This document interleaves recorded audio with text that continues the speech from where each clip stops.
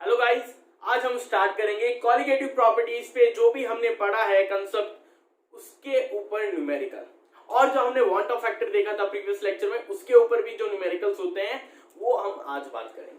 तो जो सबसे पहला क्वेश्चन बनता है उससे पहले यहाँ पर मैंने सभी फॉर्मूले लिखे हैं ताकि आपको रिवाइज हो जाए। देखो फॉर्मूला, इस टॉपिक पर जो एक नंबर चीज होगी और जो दो नंबर चीज होगी उसको हम क्या मान रहे हैं, यानी जो सॉल्यूट है उसको एक नंबर मान रहे हैं, जो कैसा है नॉन वॉलेटाइल यानी अवाष्पशील विलय, और जो दो नंबर है उसे हम क्या मान के चलते हैं सॉल्वेंट। देखो अकॉर्डिंग टू इस नोटेशन चलोगे तो बुक में आपको नोटेशन डिफरेंट मिलेंगे, ठीक है। इसके हिसाब से चलो, आप अपने न्यूमेरिकल सॉल्व करते जाओ। अगर आपको बुक वाले लेने तो बुक वाले लेकर के करो, ठीक है, जो भी आपको इच्छा हो। मैंने मेरे इस हिसाब से माना है कि एक नंबर मेरा सॉल्यूट है नॉन वॉलेटाइल और दो नंबर क्या है सॉल्वेंट। उस हिसाब से ये न्यूमेरिकल सॉल्व करने के लिए मैंने फॉर्मूले लिख दिए। पहला लिखा है आरएलबीपी का, सेकंड है elevation in boiling point, third है depression in freezing point and fourth is osmotic pressure. ये फॉर्मूले मैंने लिख दिए। अब मैं न्यूमेरिकल स्टार्ट करता हूं। जो सबसे पहला न्यूमेरिकल आपको स्क्रीन पे दिख रहा होगा, देखो क्वेश्चन आपको स्क्रीन पे दिख रहा होगा, इससे पहले ध्यान से पढ़ना, उसको मैं इलेबोरेट करता हूं। यहाँ क्या बोल रहा है कि आपके पास नॉन वॉलेटाइल सॉल्यूट है कोई 2%, उसको आपने क्या किया किसी सॉल्वेंट में डाला और वो जो सॉल्यूशन बनता है वो एक्वस सॉल्यूशन है। कैसा है? एक्वा विलियन है।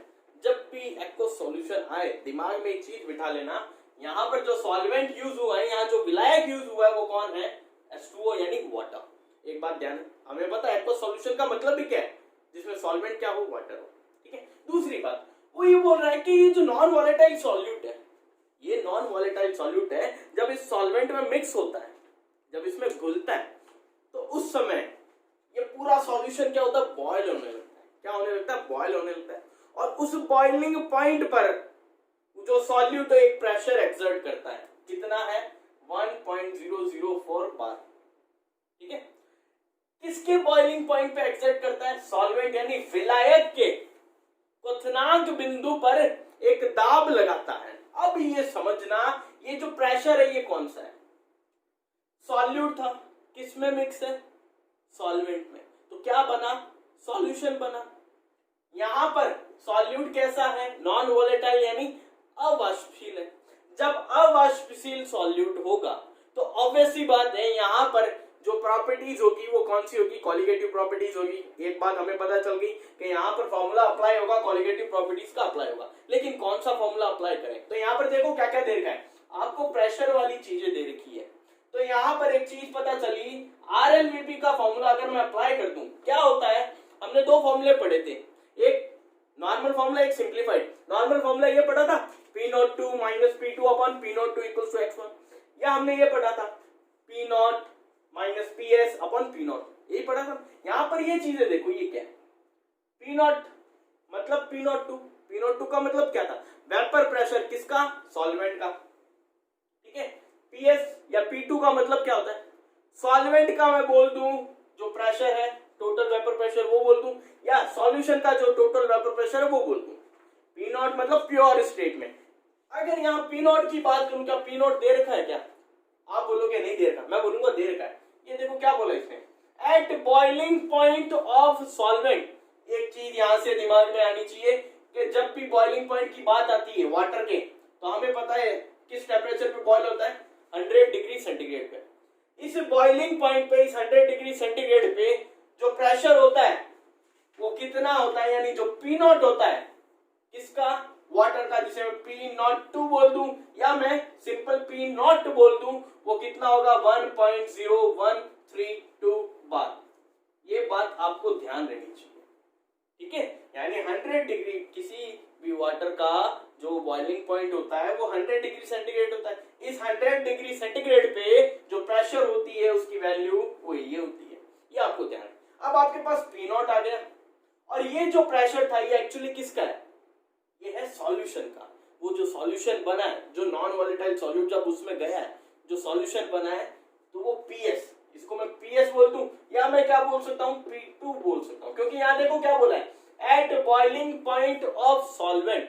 सॉल्वेंट के बॉइलिंग पॉइंट पर जो प्रेशर अप्लाई हो रहा है वो क्या होगा? उस सॉल्यूशन का ही तो क्या होगा? टोटल वेपर प्रेशर होगा। वही मैंने मान लिया। तो यहां पर देखो आपको क्या क्या दे रखा है, लिख लो क्या क्या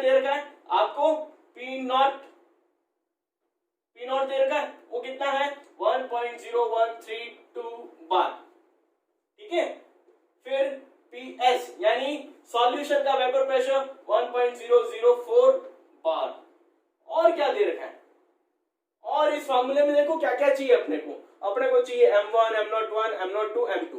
लेकिन हमें फाइंड क्या करना है, मोलर मास ऑफ सॉल्यूट। जो आपने नॉन वॉलेटाइल सॉल्यूट लिया है उसका मोलर मास यानी m01 फाइंड करना है यहां पर। तो हम क्या करेंगे, यहां पर m01 फाइंड करेंगे। उसके लिए आप देखो m1 m2 गिवन है क्या, आपको नहीं गिवन, तो हम क्या करें, इसमें सिर्फ 2% बोल दिया।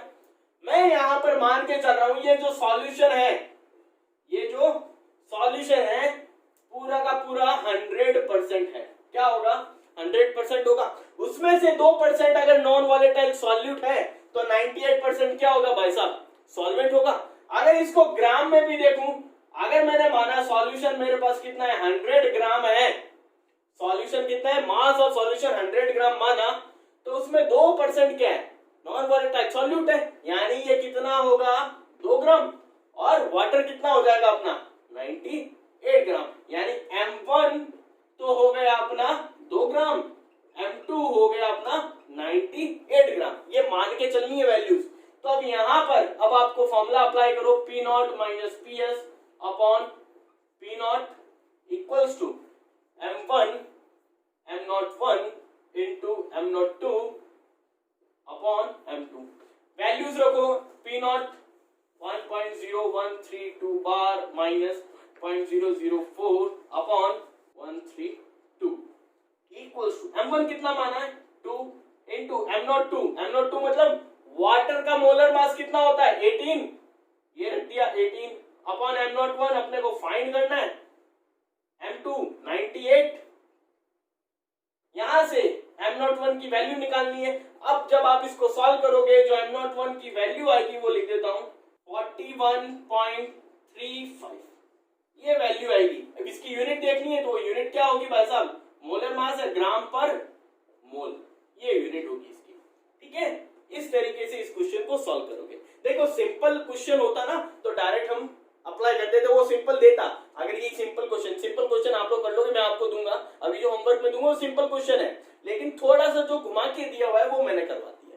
ठीक है, यहाँ पर ध्यान क्या रखना था, सिर्फ ये एक बात ध्यान रखनी है, वो क्या बोल रहा है, जो सॉल्यूट है वो एक्सर्ट कर रहा है प्रेशर, कितना प्रेशर 1.004 बार। कब कर रहा है, at boiling point of solid. इसका मतलब ही क्या है कि भाई साहब जो सॉल्यूशन है उसका वेपर प्रेशर वो कितना है, वो ये दे रखा है। ठीक है, ये वैल्यू जो है बस ये ध्यान रखनी है, और ये आपको ध्यान रखनी पड़ेगी कि बॉइलिंग पॉइंट वाटर का कितना होता है 100 डिग्री सेंटीग्रेड। उस 100 डिग्री सेंटीग्रेड पे जो प्रेशर होता है किसी भी सब्सटेंस का या वाटर का ही मान के चलो, वो कितना होगा 1.0132 बार। देखो सेकंड क्वेश्चन क्या बोल रहा है, पढ़ना पहले फिर यहाँ देखना। वो बोल रहा है कि भाई साहब आपके पास एक नॉन वोलेटाइल सॉल्यूट, उसको आपने सॉल्वेंट में डालेंगे। यहाँ सॉल्वेंट कौन है, ऑक्टेन। जैसे ही आप उस नॉन वोलेटाइल सॉल्यूट को ऑक्टेन में मिक्स करोगे, ऑक्टेन यहाँ सॉल्वेंट है, उसमें मिक्स करोगे तो होगा क्या, ऑक्टेन का जो प्योर कंडीशन में वेपर प्रेशर था वो क्या हो जाता है, अब रिड्यूस हो जाता है। कितना होता है 80% होता है। कितना होता है 80%, यानी सॉल्यूशन के अंदर अब जो इसका वेपर प्रेशर होगा वो एक्चुअली में क्या होगा, उस प्योर कंडीशन का क्या हो गया होगा 80%। ये क्वेश्चन बोल रहा है, यानी यहां से देखो ऑक्टेन यानी सॉल्वेंट, सॉल्वेंट को अपन 2 नंबर नोटेशन लेके चल रहे हैं, सॉल्यूट को अपने 1 नंबर नोटेशन लेके चल रहे हैं। यानी ऑक्टेन का प्योर स्टेट में क्या होगा वेपर प्रेशर P02, लेकिन जब ये सॉल्यूशन में आ जाता है, इसमें कोई नॉन वोलेटाइल सॉल्यूट आ गया तो उस नोटेशन को अपने क्या मानते हैं P2, यही मानते हैं। अब वो बोल रहा है कि भाई साहब ये जो P2 है यानी सॉल्यूशन के अंदर जो उसका वेपर प्रेशर है वो क्या हो गया, इसका यानी P02 का क्या हो गया है 80% हो गया। क्या हो गया 80% हो गया। अब इसका निकालो P2 की value, P2 equals to 80% of P02, तो ये वैल्यू आएगी ये कटा 0.8 P02, यानी जो P2 की वैल्यू है वो कितनी है 0.8 P02।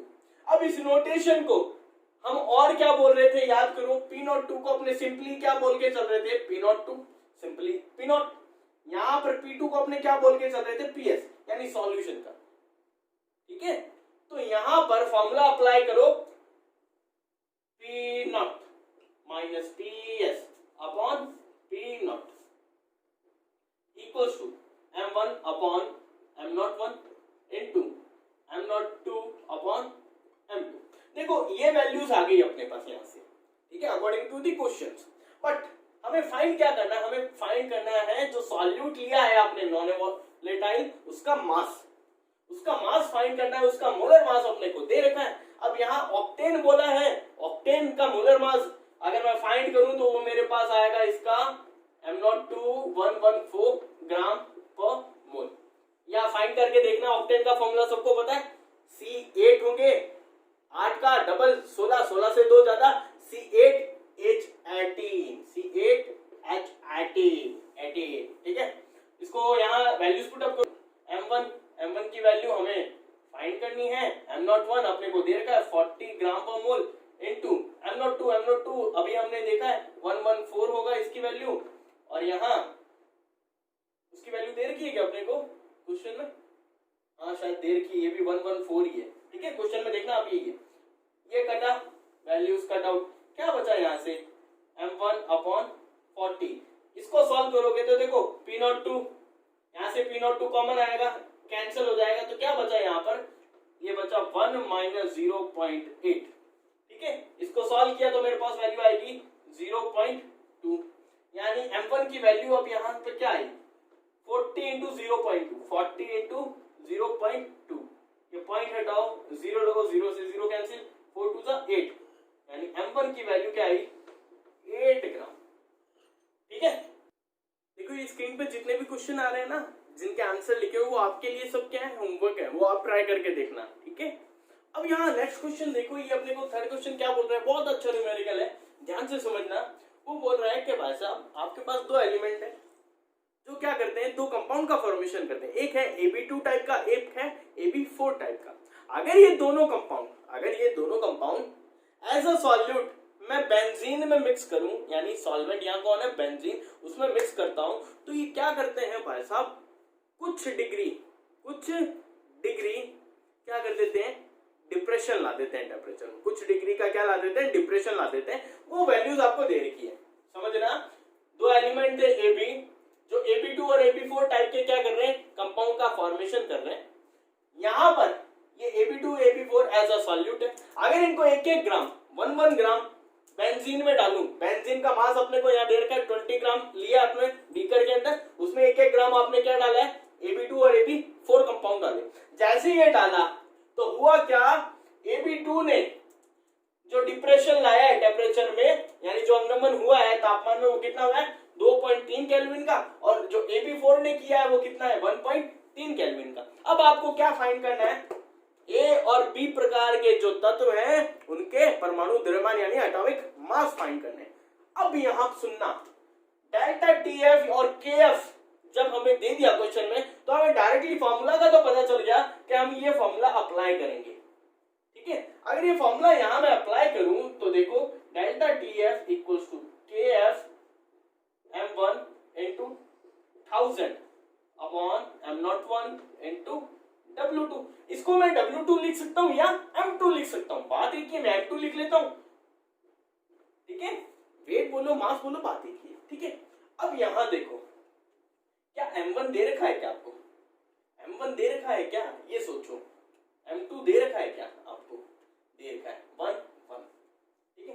डेल्टा TF हमें दो वैल्यूज दे रखी है, इसका मतलब AB2 टाइप के लिए अलग से निकलेगा और AB4 टाइप के लिए क्या निकलेगा, अलग से निकलेगा। तो दो फॉर्मूलाज अप्लाई करूंगा, एक AB2 के लिए, एक AB4 के लिए अप्लाई करूं मैं, और मेरे को क्या निकालना है, देखो मेरे को क्या निकालना है, मेरे को M01 निकालना है, यानी जो सॉल्यूट है, यानी यहां पर AB2 एज अ सॉल्यूट है और यहां पर AB4 एज अ सॉल्यूट है। तो फॉर्मूला अप्लाई करो, देखो delta TF equals to KF into M1 into 1000 upon M01 into M2। यहां पर जो M01 है उसको मैं AB2 लिख दूं क्या, ताकि अपने को पता रहे MaB2। यहाँ पर डेल्टा TF लगाओ, वही KF into M1 into 1000 upon यहाँ पर M01 की जगह मैं AB4 कर दूं, ये इंटू M2। अपने को डेल्टा TF गिवन है, KF पता है, M1 M2 पता है, 1000 हमने क्यों मल्टीप्लाई किया, क्योंकि ग्राम में गिवन है M1 M2। तो यहाँ पर MaB2 की वैल्यू निकालो आप लोग, ठीक है, और MaB4 की वैल्यू निकालो। कैसे निकालोगे, देखो ये इधर गई, ये डेल्टा TF नीचे है, KF की वैल्यू अपने को 5.1 गिवन है, M1 1 है, ये 1000 अपॉन क्या होगा डेल्टा TF AB2 के लिए 2.3 केल्विन। यहाँ क्या लिखना है, M2 का मतलब क्या है, देखो M2 20 ग्राम दे रखा अपने को यहाँ पर। अब यहीं पर भी क्या निकालेंगे, MaB4 निकाल दोगे आप लोग, मैं डायरेक्ट वैल्यूज लिख दूं, MaB2 की और MaB4 की आप लोग निकाल के देखना। देखो M1 1 ग्राम है, M2 20 ग्राम है, सब वैल्यूज रखोगे, मैं डायरेक्ट वैल्यू लिख देता हूं। ये देखो मैंने यहाँ वैल्यूज लिख दी आपको, आप लोग सॉल्व करके देखना। अब अपने को क्या करना है, अपने को फाइंड क्या करना है, एटॉमिक मास फाइंड करना है, किसका, A और B का। अपने पास क्या आ गया है, मोलर मास आ गया, यानी मोलर द्रव्यमान आ गया भाई साहब। अब A और B का मास फाइंड आउट करना है। अब एक सोचना कैसे फाइंड आउट करेंगे। अगर आपको मैं बोलूं MgCl2 का मोलर मास फाइंड आउट करो, तो आप लोग क्या करोगे, Mg का मास या एटॉमिक मास लिखोगे प्लस 2 इंटू क्लोरीन का एटॉमिक मास, ऐसे ही फाइंड आउट करोगे ना। तो यहां से क्या करूं मैं, AB2 के लिए एक इक्वेशन निकाल लूं और AB4 के लिए एक इक्वेशन निकाल लूं। कैसे निकालता हूं, इसको रफ करूं, देखो। अब मैं क्या करूं, ये जो कंपाउंड है इसका अगर मोलर मास निकालना होता मेरे को, मैं कैसे निकालता, देखना, A का atomic mass plus 2 into B का एटॉमिक मास, तो मेरे पास क्या आता, इसका मोलर मास आता। लेकिन मोलर मास तो हमने निकाल लिया, मैं इसको क्या कर दूं, इसके इक्वल कर दूं, इसके मोलर द्रव्यमान के इक्वल कर दूं, क्योंकि ये जो निकालना ये क्या था, हमारा मोलर द्रव्यमान ही तो था। ये एक इक्वेशन एक हो गई। इसी तरह इसकी इक्वेशन बनाओ, A+4 इंटू B, ये समझ रहे हो ना। अगर मैं आपको इसका मोलर द्रव्यमान यानी एटॉमिक क्या, मॉलिक्यूलर मास निकालने को बोलूं, आप क्या करोगे, A का मोलर मास या एटॉमिक मास प्लस B का एटॉमिक मास, लेकिन 4 को गुणा करोगे, क्यों, क्योंकि यहाँ 4 एटम किसके हैं, B के हैं, और इसको किसके इक्वल कर दोगे, जो इसका मोलर मास आएगा, जो इसका मोलर द्रव्यमान आएगा उसके। अब ये देखो ये दो इक्वेशन बन गई। अब इन दो इक्वेशन को सॉल्व करो और A एंड B की वैल्यू फाइंड आउट करो। यहां से जो A B की वैल्यू आएगी वही आपका क्या होगा, इनका एटॉमिक मास होगा, इनका परमाणु द्रव्यमान। वो बता देता हूं कितना आएगा, ये मास आएगा एटॉमिक मास इसका A और B का, जब आप इसको क्या करोगे, सॉल्व करोगे। ठीक है, नेक्स्ट क्वेश्चन देखते हैं। और ये जो क्वेश्चन आपको दिखेगा स्क्रीन पे अभी, इसको आप सॉल्व करना खुद से। ठीक है, देखो नेक्स्ट क्वेश्चन, अगर आप इसे पढ़ोगे तब आपको एक वैल्यू नजर आएगी I की। I का मतलब क्या है, वांट ऑफ फैक्टर, हमने पढ़ा था प्रीवियस लेक्चर में। वांट ऑफ फैक्टर की वैल्यू दे रखी है, इसका मतलब यहां पर जो फॉर्मूला अप्लाई होगा किसका, कॉलिगेटिव प्रॉपर्टी का, उसमें हम I का क्या करेंगे, मल्टीप्लाई करेंगे। ठीक है, अब क्वेश्चन किसके ऊपर है, वो है ऑस्मोटिक प्रेशर के ऊपर। क्या बोल रहा है क्वेश्चन बोल रहा है कि आपके पास कैल्शियम क्लोराइड था, उसको आपने क्या किया, 2.5 लीटर वाटर में क्या किया, डिसॉल्व किया। जब आपने इसको इसमें डिसॉल्व किया उस समय जो ऑस्मोटिक प्रेशर है वो कितना है, 0.75, यानी जो परासरण दाब है वो 0.75 एटमॉस्फेरिक प्रेशर, वायुमंडलीय दाब है। किस टेम्परेचर पे, 27 डिग्री सेंटीग्रेड टेम्परेचर पे। तो सिंपली फॉर्मूला अप्लाई करो, क्या अप्लाई करोगे, यही वाला अप्लाई करोगे, क्या, pi equals to M1 M01 into V into RT। R की वैल्यू यूनिवर्सल गैस कांस्टेंट, जिसकी वैल्यू सबको पता है। टेम्परेचर हमको गिवन है 27 डिग्री। देखो यहां पर फिजिक्स हो चाहे केमिस्ट्री हो, हमेशा ध्यान रखना डिग्री सेंटीग्रेड में जब भी टेम्परेचर हो उसे किसमें चेंज कर दो, केल्विन में। तो यहाँ टेम्परेचर को चेंज करोगे तो क्या करोगे, 273 प्लस 27 करोगे तो वैल्यू क्या आएगी, 300 केल्विन। ठीक है, वॉल्यूम आपके पास गिवन है 2.5 litre 2.5 litre. M01 molar mass हम निकाल सकते हैं, मोलर मास निकाल लो कैल्शियम क्लोराइड का, कैल्शियम 40 होता है प्लस 35.5 क्लोरीन होता है, इंटू 2 करोगे 111 ग्राम पर मोल। ठीक है, ये M01 की वैल्यू आ गई। अब क्या करना है, M1 फाइंड करना है, पाई आपको गिवन है, M1 की वैल्यू निकालो यहां से, तो वो आएगी pi into M01 into V upon RT। ठीक है, वैल्यूज रखो सबकी, तो जो वैल्यू आएगी मैं लिख देता हूं यहां पर, जो वैल्यू आएगी 0.03 ग्राम, ये M1 की वैल्यू आएगी भाई साहब। अब कोई पूछे, जिस तरह क्वेश्चन में अमाउंट पूछा है लेकिन मैंने यहाँ मास लिखा है, अब अमाउंट को मैंने पहले भी बहुत बार बता चुका है, या तो मास से लेकर के कर लो या नंबर ऑफ मोल लेकर के कर लो, बात एक ही। अगर आप मोल निकालते हो तब भी आपका आंसर करेक्ट है, मास निकाल के करते हो तब भी आपका आंसर करेक्ट। क्यों? क्योंकि उसने अमाउंट पूछा है, ये नहीं पूछा कितना ग्राम है कितना मोल है। अगर वो पूछता तो वेल डिफाइंड होता कि मोल में निकालना है कि मास में निकालना है। ठीक है, तो इसको सॉल्व करना। नेक्स्ट क्वेश्चन आपके लिए होमवर्क है। देखो गाइस, नेक्स्ट क्वेश्चन पढ़ना ध्यान से, बहुत अच्छा क्वेश्चन है। इस क्वेश्चन से आपका वांट ऑफ फैक्टर और जो अपना डिग्री ऑफ एसोसिएशन है वो क्लियर हो जाएगा। देखो क्वेश्चन क्या बोल रहा है, क्वेश्चन बोल रहा है कि आपके पास CH2FCOH एक कंपाउंड है, कितना है 5 ग्राम, उसको आपने क्या किया वाटर में डिसॉल्व किया। यहाँ वाटर की क्वांटिटी, वाटर का अमाउंट कितना है 500 ग्राम, यानी जो जल है एज विलायक एज अ सॉल्वेंट वो कितना है 500 ग्राम है। ठीक है, अब आपको क्या करना है, आपको वांट ऑफ फैक्टर और वियोजन स्थिरांक, जिसे हम डिसोसिएशन कहते हैं। अब ये वियोजन स्थिरांक क्या होता है ध्यान रखना, अल्फा मैंने बताया था आपको क्या होती है, डिग्री ऑफ एसोसिएशन और डिग्री ऑफ डिसोसिएशन। यहाँ अपने को क्या पूछा है, डिसोसिएशन कांस्टेंट, इसका मतलब यहाँ अल्फा क्या है, डिग्री ऑफ डिसोसिएशन है, आई बात समझ में। लेकिन डिसोसिएशन कांस्टेंट क्या है, आपने कभी के एक का नाम सुना होगा इक्विलिब्रियम, 11th क्लास, पुरानी क्लास 11th क्लास के पाप याद करो कि कैसे फाइंड आउट करते थे। अगर कोई ए बी सब्सटेंस वियोजित होता है ए और बी में, ए प्लस बी माइनस, तो इसका वियोजन स्थिरांक यानी डिसोसिएशन कांस्टेंट कैसे फाइंड आउट करते थे, यहाँ पर ए और बी का क्या लिखते थे आप, वैल्यू लिखते थे। किसकी वैल्यू होती थी ये उसके मोल या उसकी कंसंट्रेशन की वैल्यू होती थी अपॉन ए बी की, ऐसा कुछ था। वही अपने को फाइंड आउट करना है। कैसे फाइंड आउट करते हैं, देखो आई की बात करते हैं। सबसे पहले हमें क्या फाइंड करना है, एक नंबर आई, उसके बाद डिसोसिएशन कांस्टेंट। सबसे पहले आई की अगर मैं बात करूं, आई का वैल्यू का फॉर्मूला थ्योरेटिकल मोलर मास या normal molar mass upon observed molar mass, यही होता था अपना।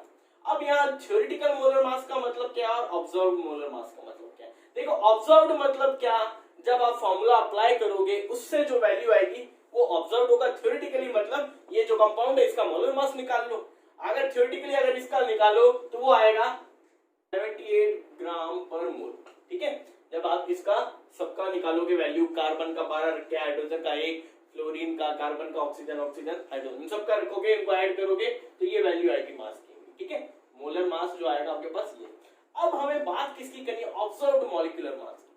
किसकी, ऑब्जर्व्ड मॉलिक्यूलर मास। देखो हमें क्या गिवन है, डेल्टा टीएफ गिवन है, डेल्टा टीएफ गिवन है, यानी जब ये सॉल्यूट वाटर में एज अ सॉल्वेंट में जाएगा तो क्या करेगा, इसके फ्रीजिंग पॉइंट को कम करेगा, कितना 1 डिग्री सेंटीग्रेड। तो यहाँ फॉर्मूला क्या अप्लाई करूं, डेल्टा टीएफ का। जब मैं डेल्टा टीएफ का फॉर्मूला यहाँ अप्लाई करूंगा तो मेरे पास क्या आ जाएगा भाई, इस सब्सटेंस का ऑब्जर्व्ड मॉलिक्यूलर मास आ जाएगा, यानी M01 आ जाएगा। वो फाइंड आउट करके देखो, डेल्टा टीएफ की वैल्यू लगाओ। ठीक है, KF M1 into 1000 upon M01 into M2। अब देखो अपने को क्या करना है, इन सब की वैल्यूज रखनी है। वैल्यू रखो, देखो KF अपने को क्वेश्चन में देखो 1.86, इसकी जो वैल्यू है ये गिवन है, लेकिन इसकी यूनिट में आपको डिग्री सेंटीग्रेड दिख रहा होगा।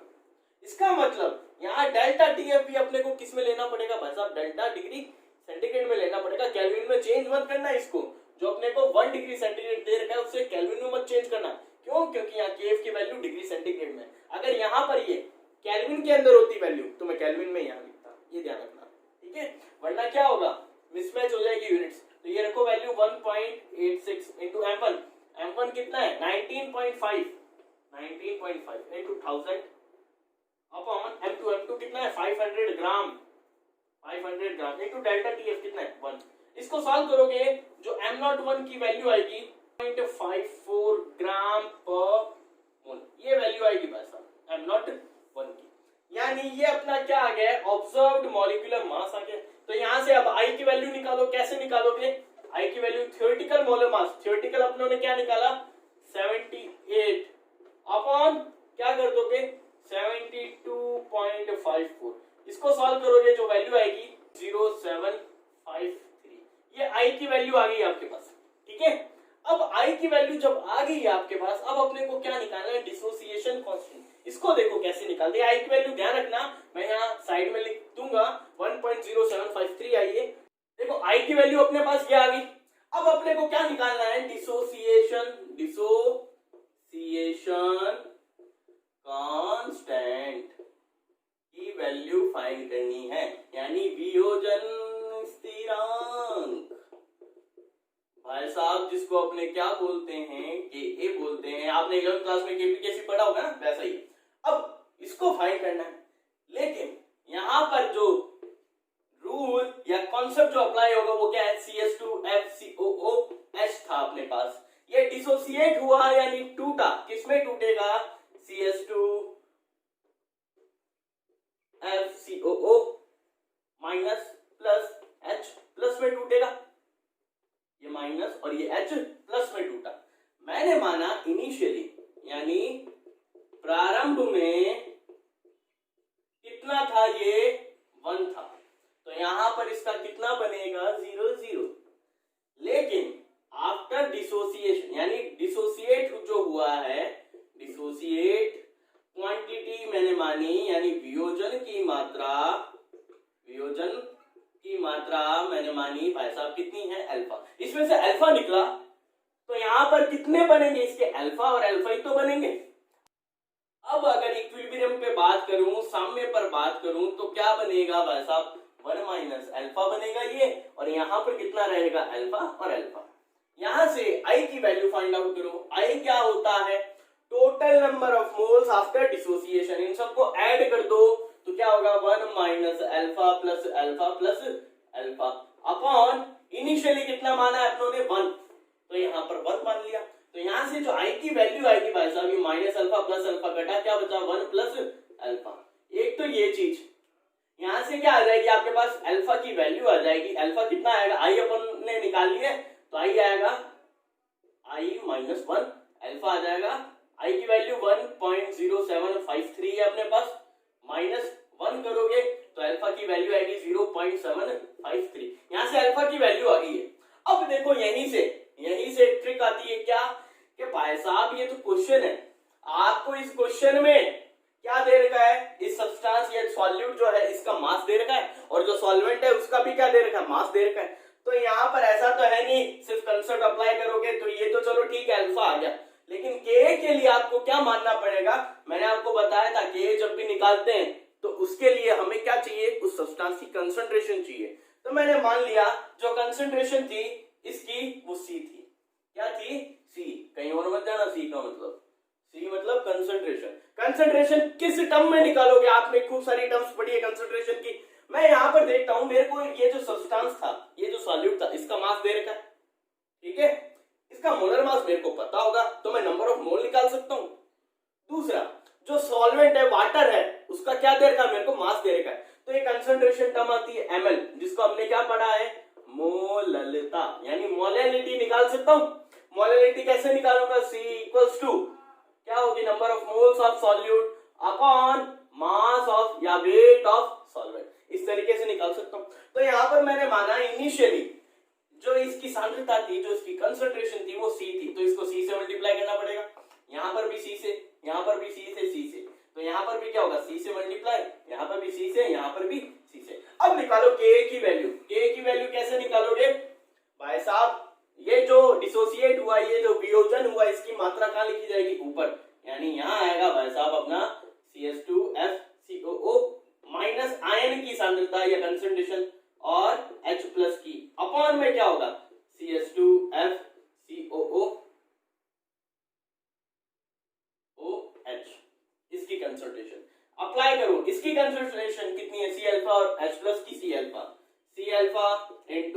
Alpha upon C1 minus alpha, C1 minus alpha, C से C कट आउट, क्या बचा alpha square, C alpha square upon 1 minus alpha. ये K की वैल्यू आई, Ka की वैल्यू आ गई है, अल्फा की वैल्यू है मेरे पास, है भाई साहब। C की वैल्यू मैं निकाल लेता हूं, C की number of moles of solute, इसको कैसे निकालो, ये होगा M1 M01 इंटू M2। यहां पर इनकी M1 M2 M01 की वैल्यू रखोगे आप, जो 19.5 हो गया इसका M01 और इसका M2 वाटर का 500 ग्राम दे रखा है, वो वैल्यू जब रखोगे तो यहाँ से वैल्यू C की आएगी, कैलकुलेट करना आप लोग 0.5।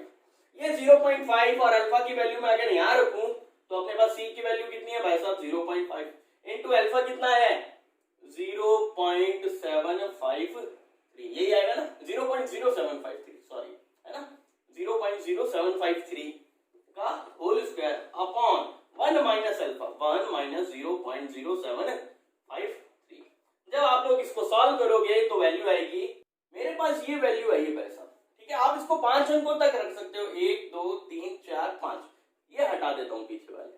अब या तो आप ये रख लो या इसको थोड़ा मॉडिफाइड करके मैं लिख दूं तो क्या आएगी, देखो पॉइंट के बाद कितनी संख्या है 3 2 5, तो अपॉन में क्या कर देता हूं 306 इंटू 10 की पावर 5 कर दूं, सिंपल है। अब क्या कर सकता हूं, इसको 306 इंटू 10 की पावर माइनस 5 लिख सकता हूं, ये भी सही है।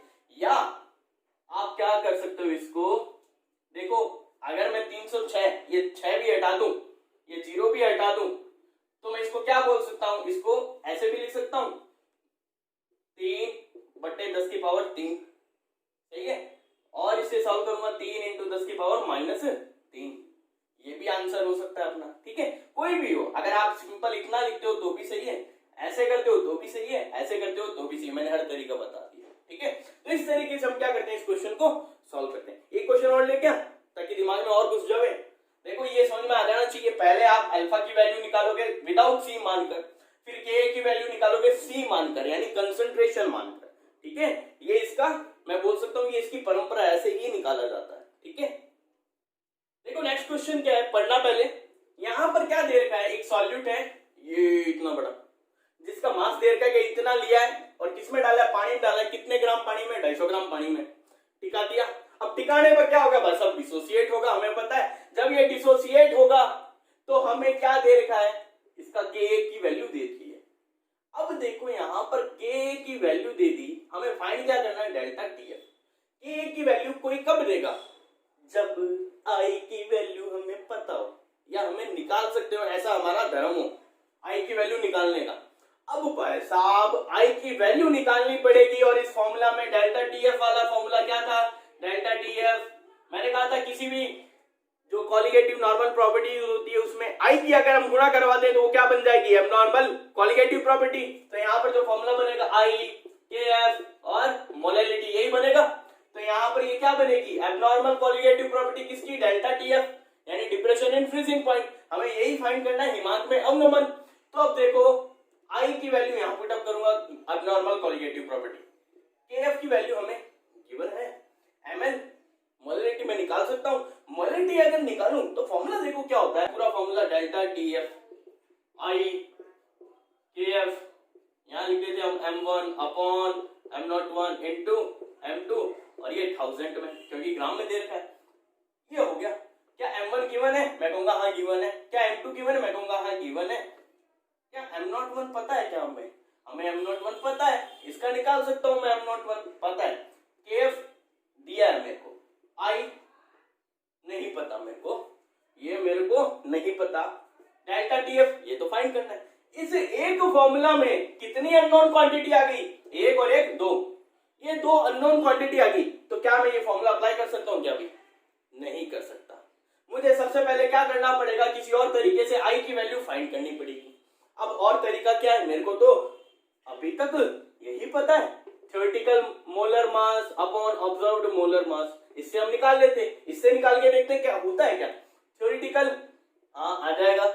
ऑब्जर्व निकालने के लिए क्या करना पड़ेगा, फॉर्मूले में तो यूज ही नहीं कर सकता मैं, फॉर्मूला तो मैं यूज ही नहीं कर सकता। क्यों, अगर मेरे को ये फाइंड आउट करना है, अगर मेरे को ये फाइंड आउट करना है तो यहाँ पे डेल्टा टी एफ और आई की वैल्यू पता होनी चाहिए, तब जाकर के मैं बोल सकता हूँ यहाँ जो मास आएगा वो मेरे पास ऑब्जर्व्ड है। वरना अगर सिंपल इस फॉर्मूले में मैं ये मास रखूं तो वो क्या होगा, थ्योरेटिकली होगा। लेकिन यहाँ पर मेरे को क्या करना पड़ेगा, आई की वैल्यू किसी और तरीके से निकालनी पड़ेगी। आई की वैल्यू कहां से निकाल सकता हूँ, याद करो, आई की वैल्यू हम निकाल सकते हैं वो डिग्री ऑफ डिसोसिएशन से। तो मैं सबसे पहले क्या करता हूँ, आई की वैल्यू उसी तरीके से निकालता हूँ। ये फॉर्मूला साइड में रख देते हैं। अब आई की वैल्यू फाइंड आउट करने के लिए हम कुछ मेहनत करते हैं। देखो इस सॉल्यूट का जो मोलर मास है यानी जो M01 है वो होगा 122.5 ग्राम पर मोल। आप कैलकुलेट करके निकालना। अब मैं डायरेक्ट उसी पे आता हूँ। क्या था अपने पास, ये मैं पूरा एपी मान लूं क्या यार, है ना, इजी रहेगा, इतना बड़ा लिखना नहीं पड़ेगा। इसको मैं एपी कंसीडर कर रहा हूँ, ठीक है। आप लोग पूरा लिखना। मैंने माना ये एपी था, ये कैसे टूटेगा, ए प्लस और बी माइनस में टूटेगा, यानी ये ऐसे टूटेगा। ये इतना बड़ा भाई साहब, ये वाला माइनस में और एच वाला क्या होगा प्लस में, इस तरीके से टूटेगा। जब टूटेगा तो यहाँ पर इसकी इनिशियली कंसिडरेशन या इनिशियली मैंने माना 1, तो ये क्या होगा यहाँ 0 0। अगर अल्फा इसमें से निकला तो यहाँ अल्फा अल्फा ही बना होगा। इक्विलिब्रियम पे देखो 1 माइनस अल्फा होगा, यहाँ अल्फा अल्फा होगा, ठीक है। अब यहाँ पर सुनना, अगर मेरे को आई निकालना है तो मैं यहाँ से डायरेक्टली निकाल सकता हूँ। वो क्या आएगा 1 माइनस अल्फा प्लस अल्फा यानी 1 प्लस अल्फा कर दूंगा, ये आई ऐसे निकल जाएगा। लेकिन अल्फा तो चाहिए ना लाला, अल्फा कैसे निकालोगे? अल्फा मैं निकाल सकता हूँ, मेरे को के की वैल्यू दे रखी है। अगर मैं यहाँ कंसंट्रेशन टर्म की मल्टीप्लाई कर दूं सब में, सी सी और ये सी और ये सी सी, तो मैं क्या कर सकता हूँ, निकाल सकता हूँ, क्योंकि के गिवन है। देखो के ए क्या होगा, ए और ये बी, ये ए प्लस, ये बी माइनस पूरा, ठीक है। रखो ये होगा सी अल्फा, ये सी अल्फा अपॉन सी 1 माइनस अल्फा, यही आएगा। अब यहां पर देखो के अपने को पता है, ये सी से सी कटा, क्या बचा, C alpha square upon 1 minus alpha. अब बेटा ये बचा है के मेरे को पता है, सी आ जाएगी, मैं निकालूंगा तो अल्फा, अल्फा देखो यहाँ 2 है, यहाँ 2 अल्फा, ये एक अल्फा स्क्वायर है, एक ये 1 माइनस अल्फा। यहाँ पर क्या करूं, मैं एक चीज कर सकता हूँ, मुझे पता है अल्फा की वैल्यू क्या आएगी, बहुत कम होगी 1 से। मैं क्या करता हूँ, अल्फा को 1 से बहुत छोटा मानकर क्या कर देता हूँ, छोड़ देता हूँ।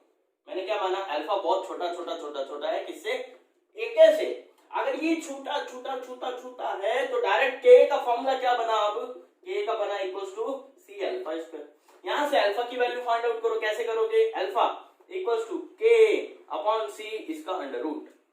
यहाँ के की वैल्यू गिवन है अपने को, गिवन है भाई साहब। सी की वैल्यू मैं अभी निकाल लेता हूँ साइड में, इसको रख कर दूं, सी की वैल्यू निकाल लो। सी क्या होगा, m1 upon m01 into m2, m1 कितना है 10 ग्राम है, m01 कितना है अभी निकाला था, ये रहा 122.5, m2 मतलब ये रहा 250 ग्राम।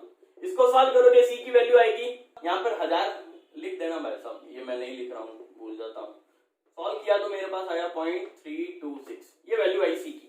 तो यहाँ पर के की वैल्यू हमें पता है, अल्फा निकालना है ना, अल्फा अंडर रूट के ए अपॉन सी। के की वैल्यू 1.4 इंटू 10 की पावर -3, ये अंडर रूट में चल रहा है, अपॉन सी की वैल्यू 0.326। अब इसे सॉल्व किया तो अल्फा की वैल्यू आएगी 0.065, ठीक है। यहाँ से अल्फा की वैल्यू आप सॉल्व करना, ये वैल्यू आएगी। अब ये वैल्यू जब आ जाएगी, इसके बाद क्या करना है, ये वैल्यू आपको कहां टिकानी है, इस आई के फॉर्मूले में, क्योंकि अल्टीमेटली क्या निकालना है अपने को भाई साहब, आई निकालना है। 1 प्लस आई 0.065, अल्फा की वैल्यू रखी मैंने 1 प्लस अल्फा वाले फॉर्मूले में, इस फॉर्मूले में यहां से आई की वैल्यू आएगी 1.065, ये आई की वैल्यू आ गई। अब सिंपली फॉर्मूला क्या था, डेल्टा टीएफ फाइंड आउट करना था, तो डेल्टा टीएफ का फॉर्मूला यही अप्लाई कर देते हैं। डेल्टा टीएफ इक्वल्स टू क्या होगा, आई इंटू के एफ इंटू मोलैलिटी, यही था। मोलैलिटी को मैं पूरा लिख देता हूं, m1 upon m01 into m2 और ये गुणा में 1000, ठीक है। यहां पर आप लोग वैल्यू रखना, आई की आपको पता है, ये रही, केएफ आपको पता है, m1 पता है, m01 पता है, m2 पता है, सबकी वैल्यू रखोगे, डेल्टा टीएफ की वैल्यू आएगी 0.65, ये वैल्यू होगी। अब यहाँ यूनिट केल्विन होगी भाई साहब, ठीक है। केल्विन में आपका क्या आ जाएगा, आंसर आ जाएगा। इस तरीके से हम क्या करेंगे, ऐसे क्वेश्चंस को सॉल्व करेंगे। अब एक क्वेश्चन मैं आपको होमवर्क भी दूंगा, वो आप ट्राई करके देखना।